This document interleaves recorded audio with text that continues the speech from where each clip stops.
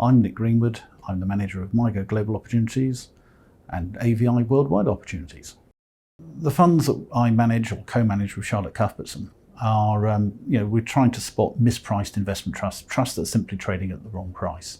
So on a daily basis, I'm monitoring prices where they are relative to the underlying assets, often interviewing the managers of funds, and also quite a lot of the time I'll be out on the road talking to our investors and updating investors and journalists, etc., about what the funds are doing and how they're performing.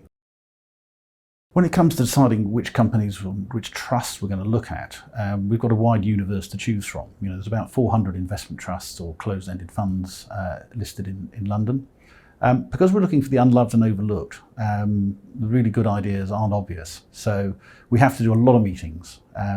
The real gems will be, uninspiring on paper. And in fact, actually 95% of the meetings we do that look uninspiring on paper prove to be uninspiring in reality as well.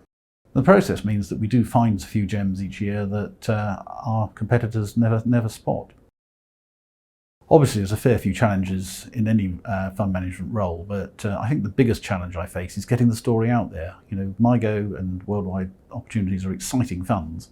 It's just getting the story out there and finding investors. I think that's probably the greatest challenge in the modern world. Skills and experiences that we need in the role, basically what I do is quite different from mainstream fund management, seeking unloved and overlooked trusts, as I said before. So I think an important skill is being decisive. It's quite tough. The right answer, whether an investment is successful or not, there's no way of telling at the point of purchase. The other thing, I think, the ability to listen. A lot of what I do is sitting down and talking to professional investors and finding out how they tick. I often say that in a 1 hour's interview, I want to be talking for 3 minutes, and I want the fund manager that I'm interviewing to be talking for 57.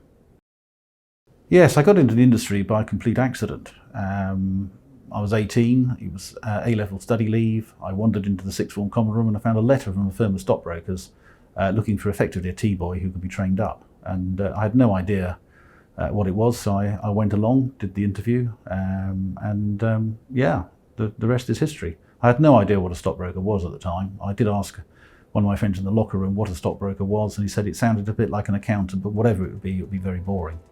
Certainly proved not to be the case.